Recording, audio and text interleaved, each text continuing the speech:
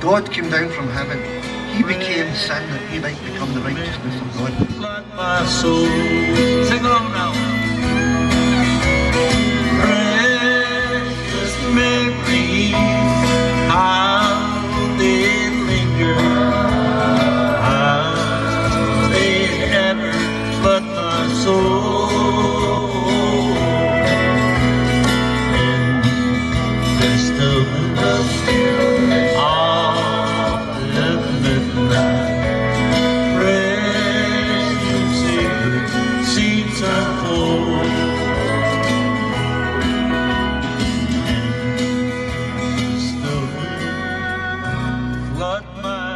I went all the way through that rehab, and the only thing that was changed in me is that I was no longer addicted to drugs.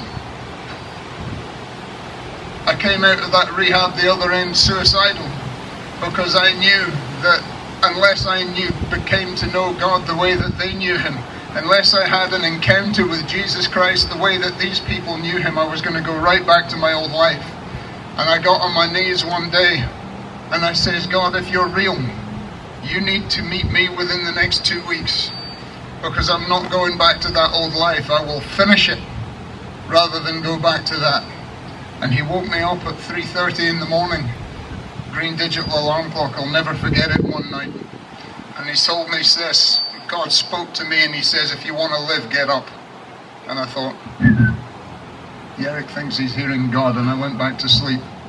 The next morning, at 4 o'clock in the morning, it was like the police coming through an unopened window. They said, the same voice spoke to me and says, if you want to live, get up. And I got up and I went outside, and it was -12, it was February, and I thought, well, what am I even doing here? And there was a full moon over a little hill, and I started to stomp off towards this full moon to the top of this hill where I'd been a couple of days before. And I got to the top of that hill and my jaw dropped, because somebody had been to the top of that hill in the middle of that 2-day snowstorm and put 3 crosses in the snow. And that same voice spoke to me and said, now do you believe that I'm here for you? I was on that hill 2 days before the snow started. There was nothing there.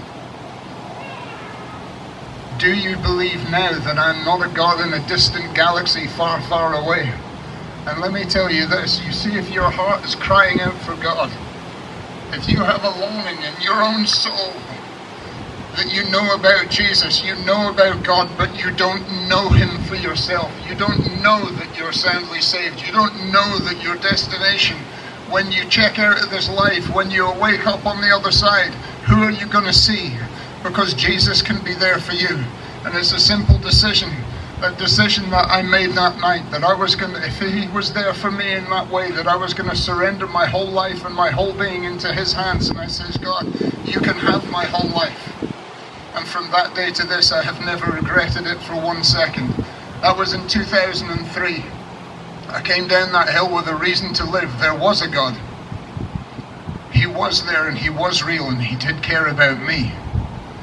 And I came down that hill and I went to look for I came down with a 7-foot spiritual ego. I was the Christian that was going to go and save the world. And I says, Lord, where should I go? He said, go and find a good church, sit down on the front row, shut your mouth and don't move for 5 years. So I did that.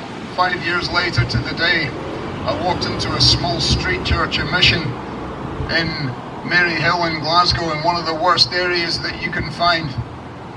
You can imagine how I fitted into that. And that place was full of drug addicts. It was full of alcoholics. It was full of social workers and lawyers. You see, it wasn't an outreach to bad people. It was an outreach with the name of Jesus Christ and the power of his cross to change a life to anyone who was lost or broken or lonely, or who just wanted to know, is there a God? Is he real and can he be there for me? And I began to watch Jesus Christ do miracles. I began to watch him. We saw cripples healed. We saw the lost and the broken made whole. We saw children restored to parents. We saw mothers restored to children. We saw the power of God working night after night after night to bring healing and to bring wholeness to smashed families. You see, Jesus Christ didn't come to make bad people good. There's no way that any of us could be made good enough for heaven apart from this, that he came to give us his goodness, to cover our badness. And I tell you, I was somebody who needed his badness covered. Tell me this. Are you looking for God today? Are you looking for Jesus Christ today?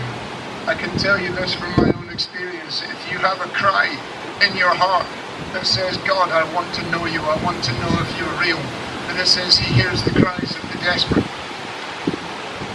It says, if you seek him with all of your heart, that you'll be found by him. He'll come looking for you, and he's only this far away. God, if you're there and if you're real, I want to know you. And if you are real and willing to put my life into your hands, and I'm willing to be changed by you, because he'll take you as you are, but he's not willing to leave you as you are. When Jesus died on that cross for me, for all of the crime and all of the wrong and all of the badness that I had done, when I came to the foot of that cross, he says, God, if you're real, can you forgive me?